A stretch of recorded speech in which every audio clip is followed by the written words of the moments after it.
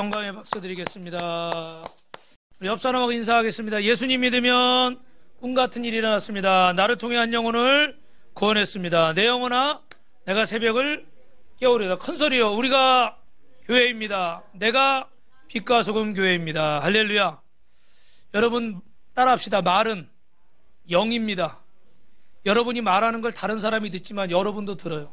하나님이 우리 입술에 말을 주셨는데 이 말은 그냥 나오는 게 아니라 사람의 생각 속에서 나오는 거예요. 생각은 누가 주셨어요? 주님께로부터 오는 줄로 믿습니다. 그래서 이 생각과 말은 결국 그 사람의 인생을 좌우하는 거예요. 오늘 우리가 이런 인사들을 길게 나누는데 정말로 내가 기적과 축복의 주인공이 되고 우리가 빛과 소금 교회가 되고 내가 주님의 증인이 되는 선포한 대로 여러분이 듣고 주님이 들으셔서 그 말씀대로 이루어질 줄로 믿습니다. 그래서 여러분이 힘드셔도 부정적인 생각, 부정적인 말을 하지 말고 믿음의 생각을 하고 믿음의 말, 하나님의 말씀을 하시길 주님의 이름으로 축원합니다. 옆 사람하고 한 번 더 인사합니다. 주님이 사랑하십니다. 과거에 유명한 프로야구 선수가 일가족 4명을 살해하고 자신도 자살을 하는 사건이 있었습니다. 좀 오래된 사건인데 제가 사진을 준비하려다 일부도 준비를 안 했습니다. 그 세 모녀가 엄마와 함께 20살, 10몇 살 뭐 이렇게 되는 세 딸과 함께 처참하게 죽임을 당했어요. 그리고 유명했던 어느 구단의 4번 타자까지 했던 그런 스포츠 스타가 아주 정말 우리 사회를 충격에 빠뜨렸습니다. 개인의 불행이라기보다는 황금만능주의가 나온 이 세상의 불행인 것이죠. 여러분 살인이라는 거, 범죄라는 거, 그 원인에 대해 학자들은 여러 가지 얘기를 하는데 이 범죄의 재구성이라는 책에 보니까 3가지 이야기를 하고 있는데 첫째는 뭐냐면 생화학적인 이론이에요. 이게 뭐냐면 인체 내에서 폭력을 일으키는 저혈당증이나 호르몬 이상 분비나 신체 내부의 미량 원소가 비정상적으로 나타나면 뭐 아세틸클린, 아주 용어도 어렵습니다. 이 효과가 나타나서 사람을 이런 큰 죄를 짓게 만든다는 거예요. 그러니까 여러분 뭐 그런 거 있잖아요. 탄수화물이 모자라도 어떻게 사람이 자꾸 짜증을 낸대잖아요. 배고프면 짜증내는 게 그런 거라는 거예요. 근데 이런 큰 범죄가 이런 우리 안에 있는 생체적인 작용을 통해서 일어날 수도 있고 또 하나는 좌절과 공격성의 이론이에요. 이건 무슨 말이냐면 사람이 좌절하게 되면 어떻게 돼요? 될 대로 되라 이런 마음을 갖잖아요. 그래서 공격적인 성향으로 바뀌는 거예요. 그러니까 이렇게 사람을 혼내거나 화를 내거나 이래도 어떻게 돼요? 봐가면서 워워 해야지. 고양이가 아니죠. 쥐도 궁지에 몰리면 어떻게 한다고 그래요? 어떻게 해요? 고양이를 물어버린다고 그러잖아요. 그죠? 달려든다고. 그러니까 원래는 그렇지 않잖아요. 그죠? 근데 자기가 이 궁지에 몰리니까 이렇게 되는 거예요. 그래서 어떤 분은 옛날에 오래전인데 옛날에 여의도가 공원 생기기 전에 광장에서 막 집회 많이 했잖아요. 거기 막 자전거도 타고 뭐 롤러도 타고 이랬는데 어떤 청년이 차를 그냥 몰고 돌진을 해버렸어. 그래가지고 거기서 놀던 사람들이 수없이 다쳤어요. 왜 그런가 봤더니 이 원래 눈이 안 좋은데 뭐 자기가 하는 일이 잘 안 된 거야. 그래 너무 속이 상해가지고 분풀이 할 데가 없으니까 에라이 너 죽고 나 죽자. 그래가지고 그 자전거 타고 인라인 타고 롤러 타고 놀던 사람들 앞으로 안경 벗으니까 어때요 여러분? 베는 게 없죠. 죄송합니다. 베는 게 없으니까 막 달려가 버린 거예요. 우리는 이렇게 남의 이야기니까 오래된 이야기니까 이렇게 하고 있지만 솔직히 거기서 만약에 그 사고를 당한 사람이 있다 그러면 얼마나 황당하겠어요. 좌절과 공격성의 이론. 좌절하면. 세 번째로는 외적 억제와 폭력의 하위 문화 이론인데 이거는 강력한 어떤 외적인 통제를 받으면 사람이 그거에 대한 어떤 반발감이나 여러분 우리가 환경 영향을 받잖아요. 그죠? 이 코로나 때문에 막 사람이 속상하고 답답하고 사업이 안 되고 가게 문을 닫아야 되고 뭐 월세는 내야 되는데 손님은 하나도 없고 뭐 여러 가지 상황들이 오잖아요. 그죠? 그러니까 이런 어떤 외적인 상황들을 통해서 통제를 받고 막 이러면 사람이 어떻게 해요? 반발하려는 게 있는 거예요. 그러다 보니까 살인까지도 저지르게 된다는 거예요. 여러분 이런 이론들이 보여주는 것은 뭐냐면 사람의 속에는 악이 내재되어 있다는 거죠. 어떤 자극을 받으면 이게 범죄 행위로 이어지는 거예요.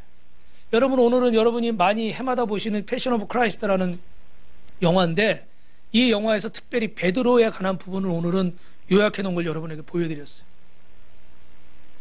저 많은 사람들이 저렇게 예수님을 때리고 침뱉고 조롱하고 발로 차고 십자가에 못 박아서 죽이고, 오늘은 십자가에 못 박히시는 장면은 나오진 않았지만 정말 처참할 정도입니다. 근데 이런 폭력적인 성향들, 그런 것들이 어떻게 돼요? 우리 안에 있는 거예요. 그래서 로마서 7장 19절 21절에 사도 바울은 뭐라고 그랬냐면, 같이 읽어봅시다. 시작. 내가 원하는 바 선은 행하지 아니하고 도리어 원하지 않는 악을 행하는도다. 할렐루야. 나는 선을 행하고 싶어요. 좋은 일을 하고 싶은데 우리 어떤 이런 생화학적인 어떤 좌절이나 이런 외적 어떤 이런 여러 상황들이, 환경들이 우리를 자꾸 어떻게 해? 분노하게 만들고 더 악한 걸 선택하게 만들고. 그래서 최초의 사람 아담으로부터, 아담이 우선인 인류는 이 세상에서 여러분 양육을 받으신 분은 알겠지만 따라합니다. 의인은 없나니 하나도 없다.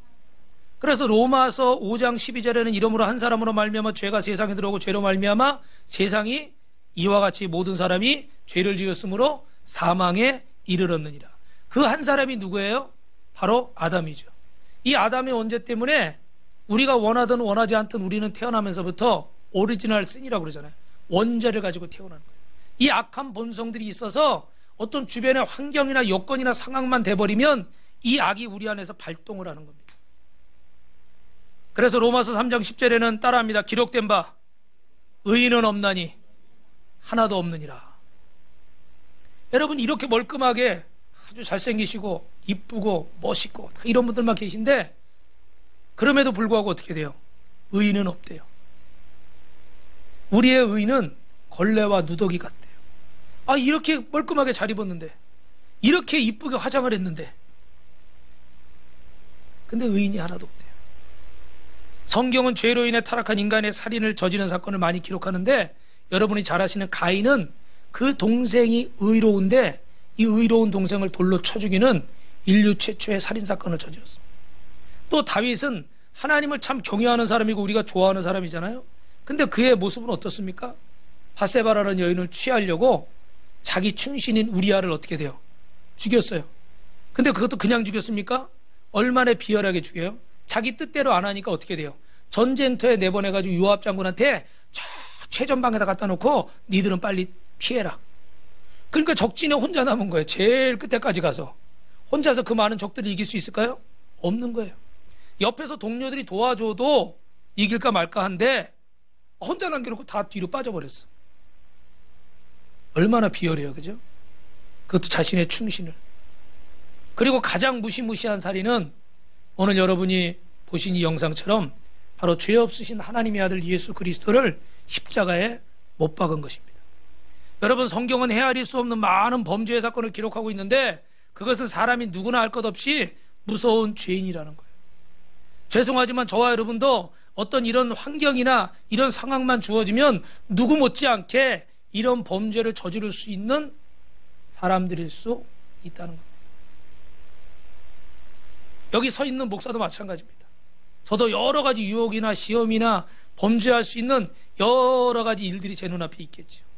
첫째는 하나님이 지켜주시고, 두 번째는 제가 하나님을 붙들고 나아가려고 하니까 우리가 이 자리에 있는 거지, 사실은 우리도 그런 환경에 처해지게 되면 어떻게 될지 모른다. 우리 안에 이런 악의 본성이 있기 때문에. 그런데 성경은 어떻게 하면 이 죄에서 해방되고 죄로 얼룩진 우리의 삶이 변화될 수 있을까를 얘기하는데, 그래서 오늘 그 방법을 얘기하는 거예요. 첫째로 따라합니다. 십자가를 경험할 때. 뭐라고요? 십자가를 경험할 때. 십자가를 경험할 때 죄에서 해방되는 줄로 믿습니다. 할렐루야. 여러분, 영국의 빅토리아 여왕이 딸이 있었는데 엘리사 공주입니다. 저기 안겨있는 게 엘리사 공주인데, 이 엘리사 공주가 나중에 결혼을 해서 아이를 낳았어요. 근데 그때 영국에는 디프테리아라고 하는 전염병이 창궐을 했습니다. 여러분도 알지만 그 옛날에는 이 방역이나 의료 수준이 지금 같지 않아서 한번 전염병이 들면 어떻게 돼요? 수많은 사람들이 죽습니다. 지금은 뭐 걸리면 몇 프로가 죽는다고 그러지만 그때는 유럽 인구의 코로나 같은 전염병은 유럽 인구의 절반이 죽었다고 그러잖아요. 어마어마한 거죠, 그죠? 여러분, 우리나라 인구의 만약에 절반이 코로나 때문에 죽었다, 어떻게 되겠어요, 여러분? 난리도 아닐 거예요. 그런데 그때 이 엘리사 공주의 아들도 전염병에 걸렸습니다. 근데 공주의 아들이라고 할지라도 전염병에 걸린 사람은 누구든지 뭘 해야 될까요? 뭘 해야 돼요? 격리를 해야죠. 그죠? 격리를 해야 돼요. 근데 그때 이 엘리사 공주의 아들이 4살밖에 안 됐어요. 그러니까 이 아들이 계속 엄마를 찾는 겁니다. 근데 공주는 사랑하는 아들이지만 갈 수가 없는 거예요. 왜요? 가면 자기도 전염병에 걸리고 같이 죽을 수 있습니다. 그래서 격리해 놓고 있는데 이 아이가 울음을 그치지 않은 거야. 울다가 지쳐 쓰러졌다 또 깨면 또 울고, 울다가 지쳐 쓰러졌다 또 깨면 또 울고, 몇 날 며칠을 그렇게 하니까 이 엄마가, 이 엘리사 공주가 더 이상은 못 견디겠어. 이 아들이 전염병으로 죽는 것도, 내가 죽는 것도 두렵지만 저렇게 울부짖다 죽는 게 너무너무 가슴이 아프다. 그래서 아이가 있는 곳으로 달려갔습니다. 그리고 그 아들을 끌어안고 사랑한다 라고 말했어요. 그리고는 어떻게 됐을까요, 여러분? 어떻게 됐을까요? 한명재 성도님이 어제 교통사고가 나서 지금 병원에 계셔요. 많이는 안 다치셨다는데 허리가 아프셔가지고 영상 예배를 지금 드리고 계실 텐데, 한명재 성도님 어떻게 됐을까요? 어떻게 됐을 것 같아요, 여러분? 영화 같으면 짜잔해가지고 무슨 어떤 신약이 개발되든지 아니면 뭔가 기적이 나타나서 살 수도 있었는데, 안타깝게도 이 엄마와 아들이 같이 숨을 거두었습니다.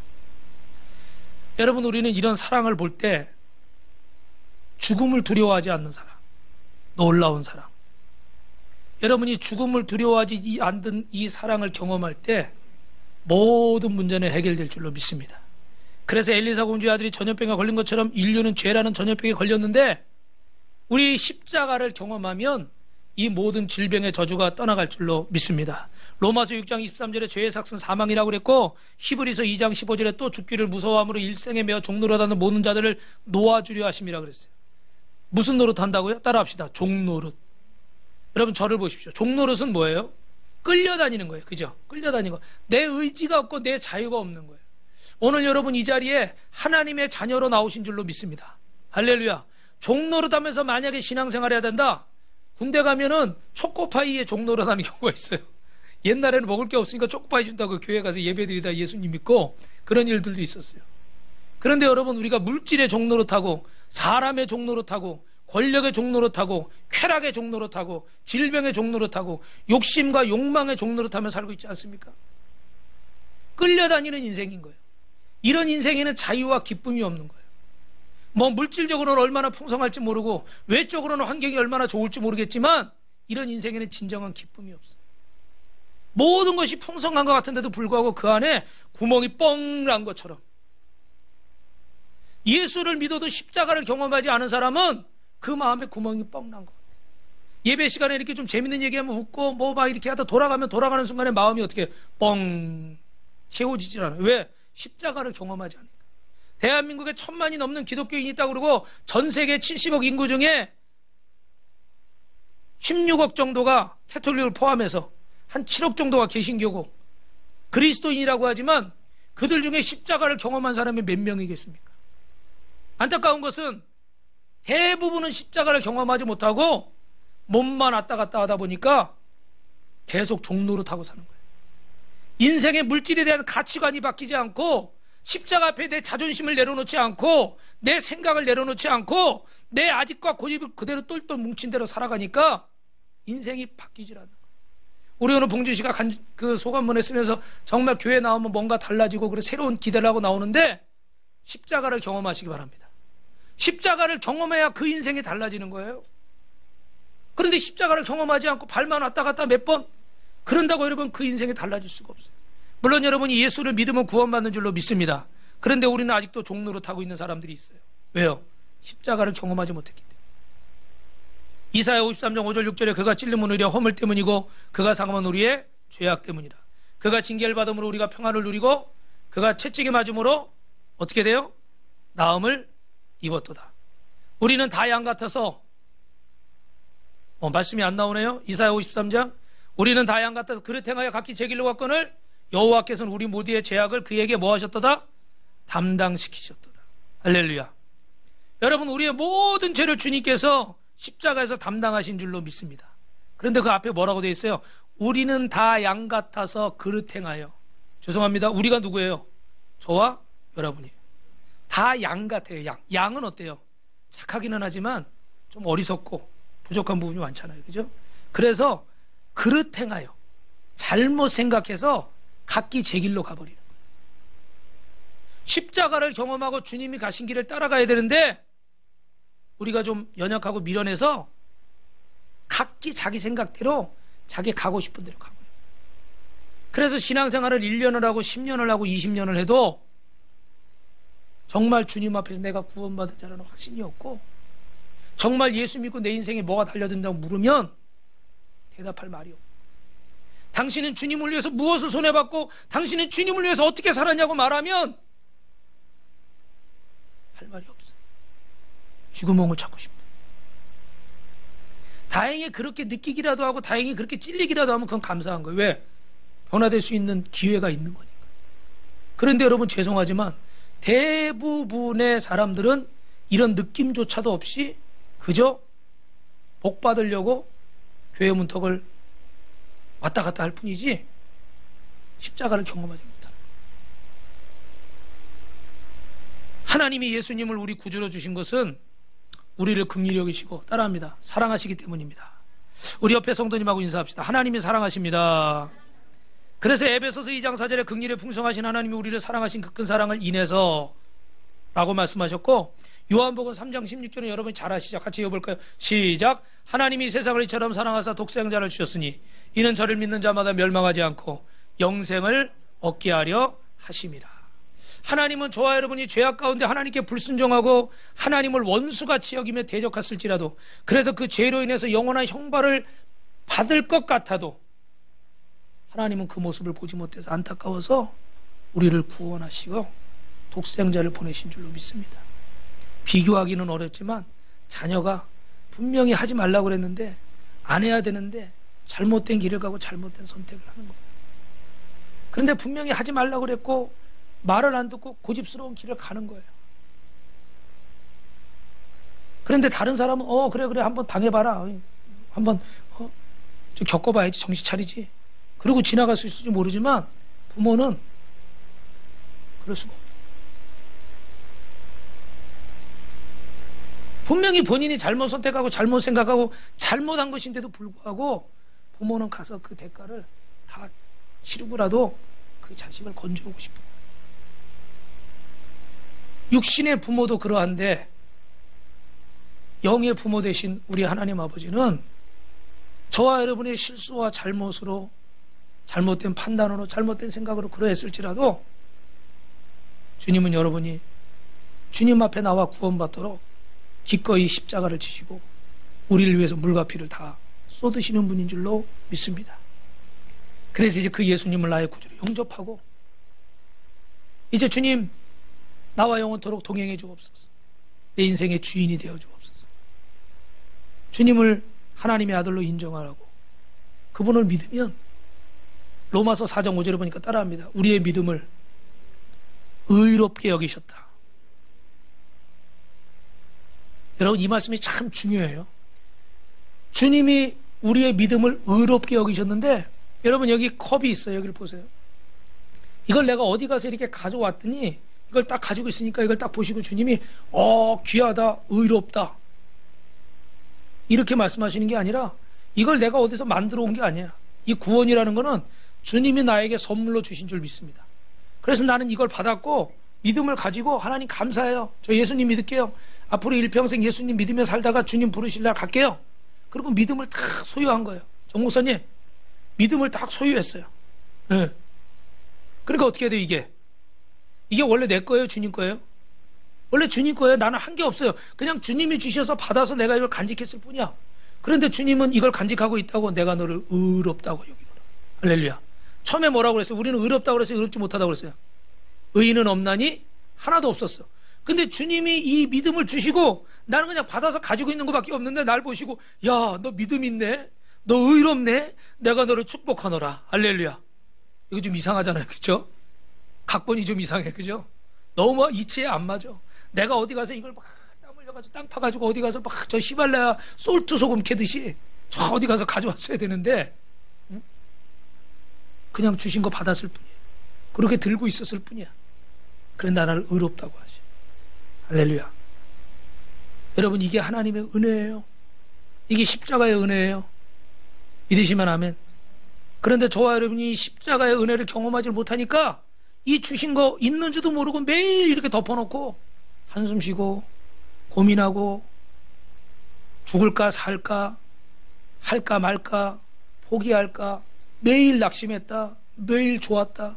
조금만 좋아지면 우리 좀 제가 여기서 무슨 말 하려고 그러면 좀 조심스럽긴 한데 흉을 보려는 건 아니고 어떤 성도님들은 이렇게 좀 신앙생활을 잘 못하시다가 조금 이렇게 반짝 또 잘하실 때가 있어. 그때 보면 어떻게 돼요? 막 좋은 일이 있을 때, 뭐 자녀에게 좋은 일이 있거나 집안에 좋은 일이 있으면 바짝 막 또 잘해. 근데 또 잠잠해. 또 한동안 또 막 전화해도 뭐 아파요 뭐예요 그리고 못 와요. 그러다가 또 이렇게 딱 해. 그럼 또 좋은 일이 또 있어.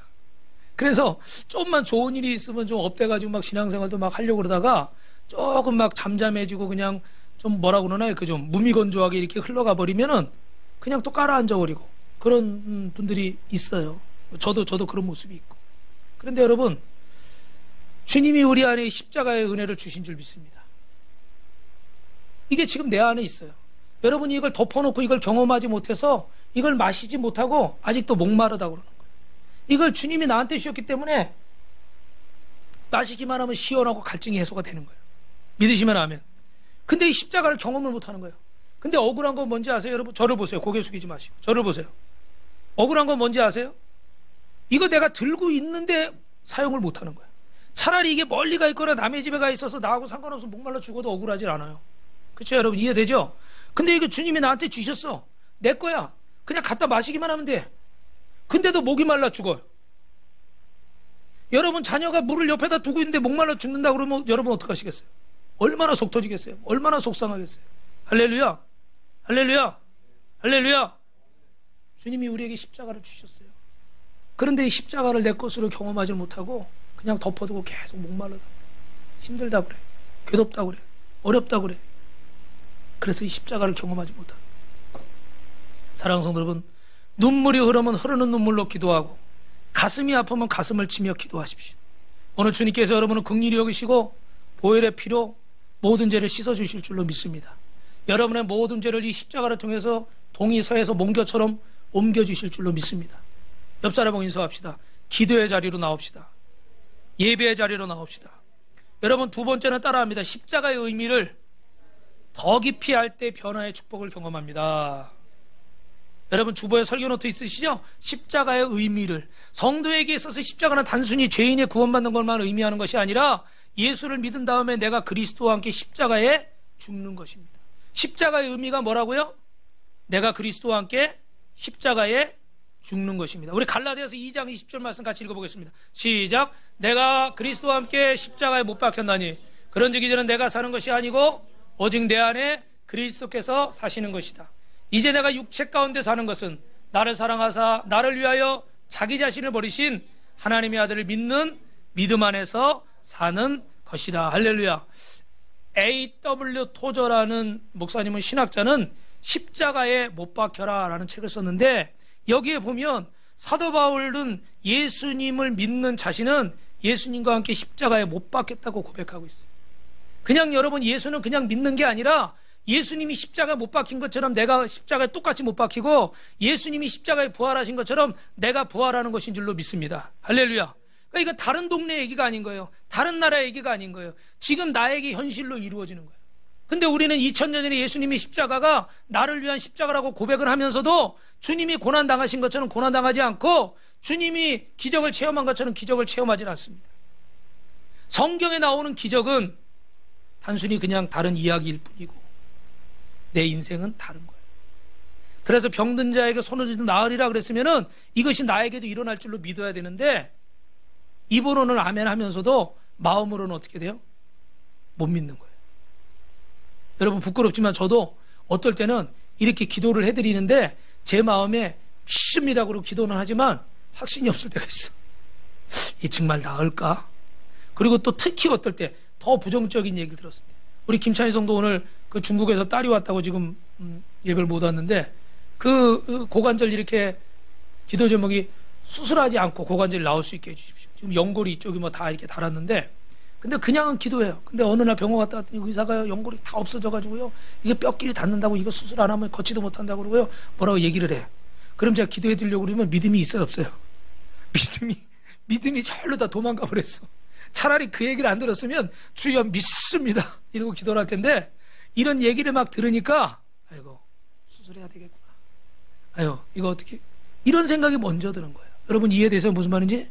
죄에 대한 여러분의 마음과 제 마음이 다르지 않다는 걸 말씀을 드려요. 그럼에도 불구하고 오늘 제가 이제 주의 종으로서 목사로서 여러분에게 말씀드리는 것은 하나님의 말씀이 진리인 줄로 믿습니다. 연골이 다 닳아서 없어졌다는 거 엑스레이 찍었으니까 당연히 사실이죠. 그러나 우리는 10명의 정탐꾼처럼 따라합시다. 사실을 믿는 자가 아니라 진리를 믿는 자입니다. 진리는 뭐예요? 하나님의 말씀인 거예요. 10명이 본 것이 사실이고 인간적으로는 가능성이 없는 거예요. 이거 죽어 마땅한 거예요. 그러나 하나님이 산다고 하시면 살 것을 끝까지 믿는 것인 줄로 믿습니다.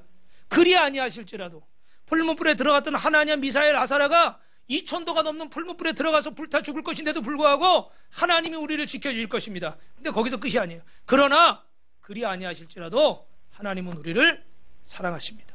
할렐루야, 할렐루야. 우리는 그 일이 되느냐 안 되느냐에 초점을 맞추고 있으니까 더 기도를 못하는 거예요. 더 믿음을 못 갖는 거예요.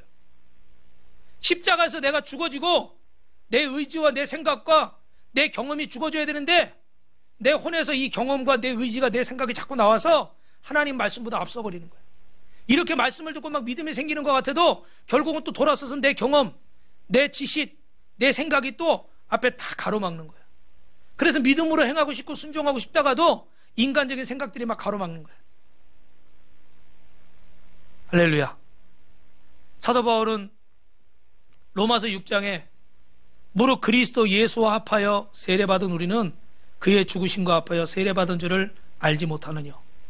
그러므로 우리가 그의 죽으심과 합하여 세례를 받음으로 그와 함께 장사되었습니다. 믿으시면 아멘. 저와 여러분은 주님과 함께 십자가에서 죽으신 거예요. 그러면 이는 아버지의 영광으로 말미암아 그리스도를 죽은 자 가운데 살리신 것 같이 우리도 또한 새 생명 가운데서 행하게 하려 하십니다. 할렐루야. 주님이 부활하시고 우리도 뭐 한다는 거예요? 왜 대답을 못해요? 주님이 부활하시고 우리도 뭐 한다는 거예요? 부활하는 거예요. 주님께도 새 생명을 주신 것처럼 우리에게도 새 생명을 주신다는 거예요. 믿으시면 아멘. 그래서 만일 우리가 그의 죽으심을 본받아 연합한 자가 되면 그의 부활을 본받아 연합한 자가 될 것이다. 주님과 하나가 된다는 거예요. 우리가 알거니와 우리 옛사람이 예수와 함께 십자가에 못 박힌 것은 죄의 몸에 멸하여 다시는 우리가 죄에게 종로로 타지 아니하려 함이니 이는 죽은 자가 죄에서 벗어나 의롭게 하심을 얻었음이니라. 할렐루야. 여러분 저를 보십시오. 예수 믿고 예수님과 함께 세례받음으로 예수님과 함께 죽고 예수님과 함께 장사 지내지 않고 예수님과 함께 부활할 줄로 믿습니다. 그래서 여기 예수님과 합한다는 말은 영어로 into가 뭐예요? 그 속으로, 안으로 들어간다는 거예요. 예수 믿는 것은 내가 예수님 안으로 들어가는 것이고 예수님이 내 안에 들어오시는 것인 줄로 믿으시면 하면. 할렐루야. 그러니까 여러분이 진짜 예수님을 믿는다면, 십자가를 경험했다면 내가 예수님 안에 들어가야 되고 예수님이 내 안에 들어오셔야 돼요. 할렐루야. 할렐루야. 옆 사람하고 인사합시다. 예수님이 내 안에 계십니다. 건들지 마세요. 예수님이 내 안에 계셔요. 건들지 마라. 주님이 나와 함께 하신다. 그분의 죽으심이 나의 죽음이고 그분의 부활이 나의 부활인 거예요. 내가 그리스도와 함께 십자가에 못 박혔다. 부활하려면 여러분 뭘 먼저 해야 되는 거죠? 대답을 잘 하시네. 죽어야 돼요. 여러분, 왜 예수님을 믿는데 이렇게 왔다 갔다 할까? 왜 예수님을 믿는데 나한테 이렇게 부활의 감격이, 이렇게 이런 은혜가 부족할까? 그럴 수 있어요. 그런데 우리가 좀 전에 나눈 대화에 답이 있지 않겠어요? 죽어야 부활하는 건데 죽진 않아. 죽지 않고 부활만 경험하고 싶은 거예요. 고난은 없이 복만 받으려고 그러는 거예요. 코 피 흘리고 밤새 공부하는 노력 없이 시험 성적만 좋으려고 하는 거예요. 다른 사람 잘 때 안 자고 다른 사람 보고 놀 때 안 놀면서 노력해서 행복을 가지려고 하지 않고 그냥 행복만 가지고 싶은 거예요. 그렇게 해서 주어지는 게 아니잖아요. 죽어야 부활하는 건데 부담스러운 자리 도망가고 내 마음에 안 드는 자리는 도망가고 희생해야 되고 헌신해야 되는 자리는 피해버리고, 나 불편한 건 안 하려고 그러고. 그런데 부활은 경험하고 싶어. 은혜는 받고 싶어. 여러분, 그 은혜가 온전할 수 있을까요? 이건 여담이고, 우리 교회는 뭐 건축은 지금 안 하니까 상관은 없는데, 어느 성도가 교회를 이렇게 떠나셨다가 6개월 만에 다시 이렇게 돌아오신 성도가 있대요. 그래서 왜 돌아오셨나 정 목사님 물어봤더니 뭐냐면, 이 교회가 이제 막 건축을 시작할 때였는데, 이렇게 건축할 때 그런 거 있잖아요. 이렇게 좀 우리 이렇게 얼마씩 이렇게 좀 헌신합시다. 벽돌 몇 장 이렇게 해서 하잖아요. 여기는 예를 들면 400만 원이었어. 500만 원인가 400만 원. 근데 이렇게 해서 부담스러워서 다른 교회를 이렇게 갔는데, 그쪽 교회도 건축을 한다는데 거긴 1인당 뭐 예를 들면 600만 원이래. 정확한 건 아니에요. 그냥 예를 들어서 말하는 거예요. 그런 일이 있었다고. 600만 원이래. 그래서 계산해 보니까 이쪽이 더 싸. 그래서 일로 돌아갔대요. 할렐루야. 여러분, 금액은 뭐 어떨지 모르지만 그럴 수 있어요. 왜냐면 저부터도 부담스러운 게 싫어요. 편한 게 좋고, 내가 하고 싶은 대로 하는 게 좋지, 내 마음에 안 드는 거 억지로 참으면서 막 하는 거, 저도 사실은 그게 참 괴로워. 목사지만 아직도 그게 힘들어. 아마 천국 가기 전까지는 계속 힘들 것 같아요. 제가 생각할 때는 좀 나아질 수는 있을지 모르지만, 십자가를 지지 않고 나는 죽지 않으면서 부활만 경험하려고 하지 않으십니까? 내 생각과 내 고집과 내 가치관이 죽어져야 그 안에서 부활의 기적을 체험할 줄로 믿습니다. 우리 옆 사람하고 인사합시다. 내가 죽어야 부활을 체험합니다. 주님과 함께 죽으셔서 하나님의 자녀가 되고 빌립보서 3장 20절 말씀처럼 천국 시민 되시기를 주님의 이름으로 축원합니다. 이제 마지막으로 따라합니다. 십자가를 지는 신앙으로 나가자. 오늘 두 가지 십자가를 말씀드렸는데, 믿을 때 죄사함 주는 십자가, 더 깊이 십자가 의미를 깨닫고 내가 죽어져서 변화를 가져오는 그런 십자가, 내가 죽고 예수로 사는 십자가. 마지막 십자가는 십자가를 믿을 뿐 아니라 우리가 져야 할 십자가입니다.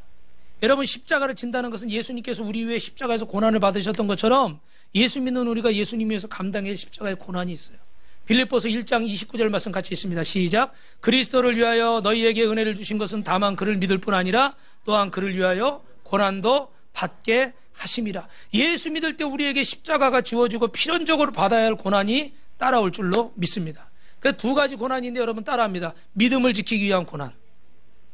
여러분도 겪으셨겠지만 우리 이 자리에 계신 성도님 중에도 믿지 않는 가족이 있으니까 교회를 가려고 그러면 남편이 막 이렇게 시비를 걸어오는 거예요. 교회는 가야 되겠는데 막 시비를 걸어오니까 이게 말이 섞여버리면 이제 어떻게 돼요? 싸움이 벌어지면 이제 교회를 못 가는 거예요.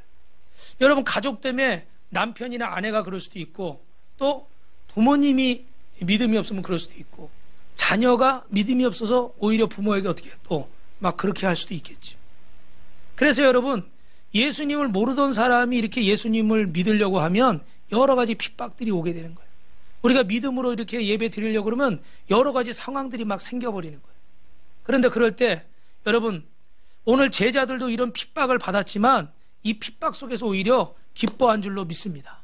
왜냐하면 따라합시다. 핍박이 내가 주님께 속해 있다는 증거입니다. 여러분, 뜨거운 물 속에 들어가면 어떻게 해야 돼요? 어떻게 돼요? 몸이 뜨거워져야죠. 뜨거운 물을 마시면 어떻게 해요? 더워져야죠. 몸이 뜨거워져야죠. 그죠? 차가운 얼음에 손을 대면 어떻게 돼요? 차가운 걸 느끼게 되는 거예요. 믿음으로 살려고 하니까 그 믿음의 현상들이 나타나는 거예요. 고난이 오는 거예요. 근데 얼음에 손을 대고 이상하다. 왜 차갑네? 손 시려. 그런 사람 있어요? 목욕탕에 들어갔는데 뜨거. 옛날에 그런 거 있었잖아요. 할아버지가 시원하다 그러고 탕에 들어갔잖아요. 그죠? 옛날 얘기인데.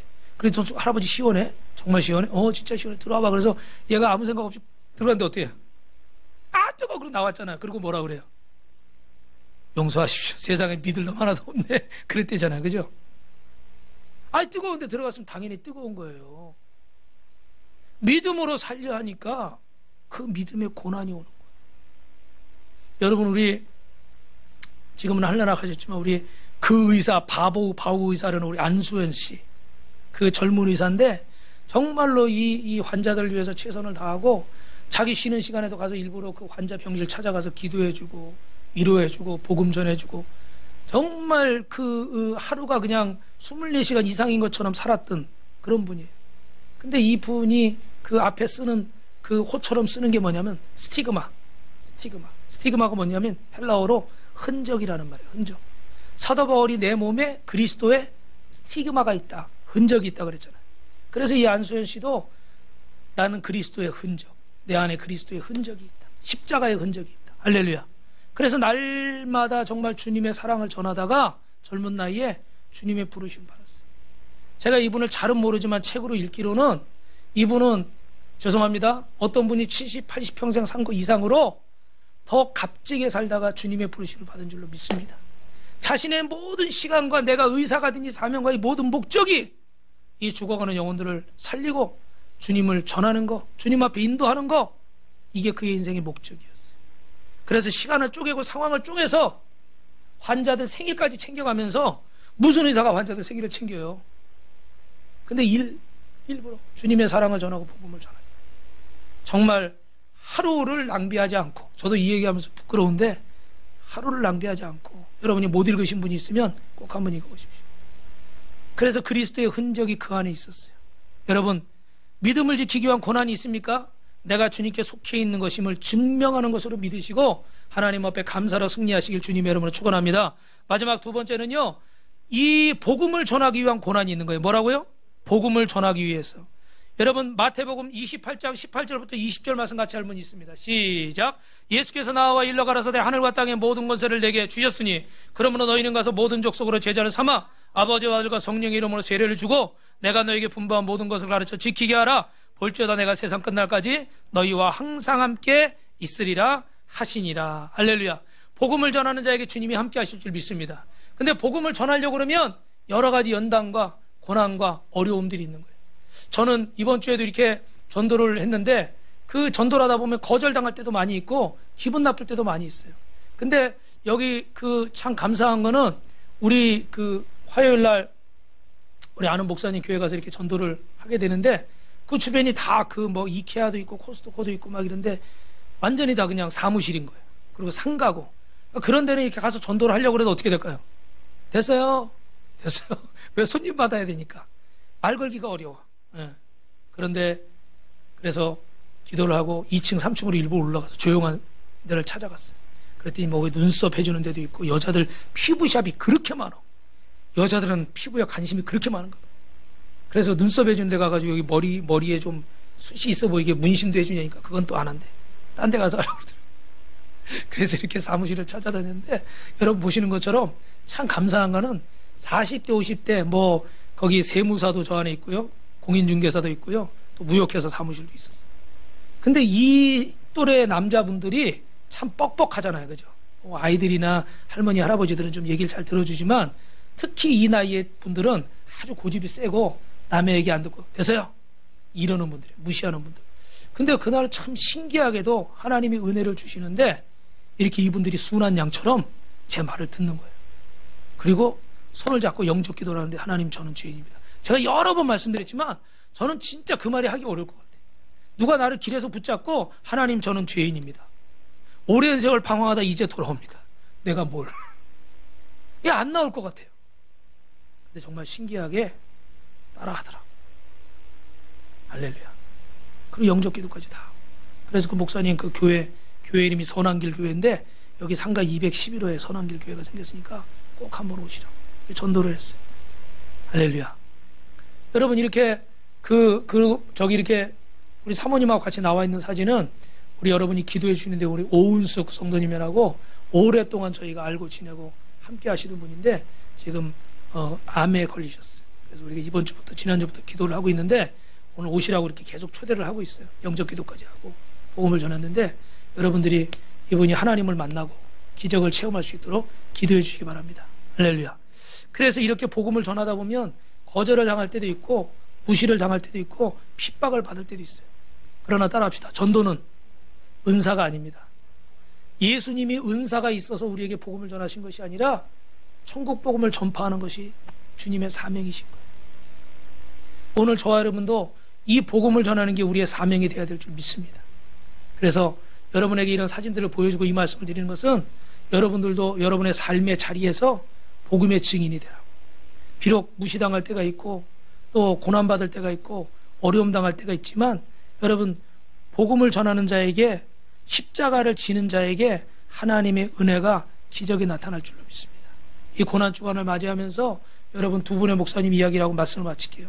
우리 일사가구의 주기철 목사님은 그 자신의 목숨을 바쳐서 여러분이 아시는 것처럼 어떻게 돼요? 그 고문을 당하고 고춧가루 탄 물을 주전자에다 이만한 데 넣어서 거꾸로 매달았고 코에다 계속 붓는 거예요. 뭐 다른 고문 매로 때리는 거 뭐 이런 거 말할 수도 없어요.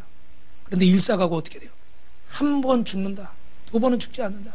끝까지 신사참배하지 않고 끝까지 주의 종으로서 복음을 전하다가 마지막에 돌아가실 것 같으니까 어떻게 돼요? 사모님을 불러서 식구들 불러다가 데려가라고. 근데 사모님은 참, 저는 그 관중이 충격적인 게, 딱 내 남편이 저렇게 다 실신해가지고 오면 어떻게, 얼른 빨리 어떻게 병원으로 데려가야 될 거 아니에요. 근데 그 감옥에 간수의 등에 업혀서 나오는 그 목사님을 향해서, 여보, 당신은 살아서 여기를 나갈 수 없어요. 이미 하나님 앞에 순교라는 확정을 받은 거죠. 그랬더니 목사님은 말씀도 제대로 못하시면서, 나도 알고 있어, 어머니와 아이들을 잘 부탁하고, 그리고 다시 감방으로 가셔서 그날 밤에 하나님의 부름을 받았어요. 나는 우리 사모님이 아프다고 그러는데 당신은 살아서 여기를 못 나가요. 만약 그런다 그러면 나는 도대체 어디 가서 하소연을 할까? 근데 여러분, 정말 상상할 수 없는 일 아닙니까, 여러분? 손양원 목사님은 옆에 나오는 동인, 동신 두 아들이 여수 반란 사건 때 그 공산당들에게 죽임을 당했잖아요. 그런데 십자가를 지는 마음으로 그 자신의 두 아들을 죽인 그 아들을 양자로 맞이해서 처음에는 가족들이 반대하고 난리 났대요. 아무리 아빠가 목사래도, 아무리 당신이 목사래도 그건 아니다. 그래서 어떻게 해요? 결국은 양자도 받아들이고 사람을 둘이나 죽인 그가 변화돼서 나중에 목회자가 된 줄로 믿습니다.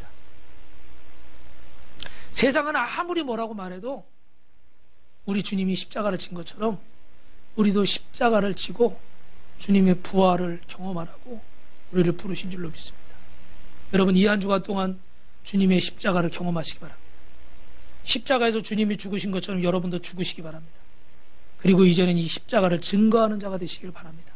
그래서 다음 주일을 맞이할 때는 여러분에게 놀라운 부활의 감격과 기적과 치유가 임하게 될 줄로 믿습니다. 그렇게 되길 주님의 이름으로 축원합니다. 축원합니다.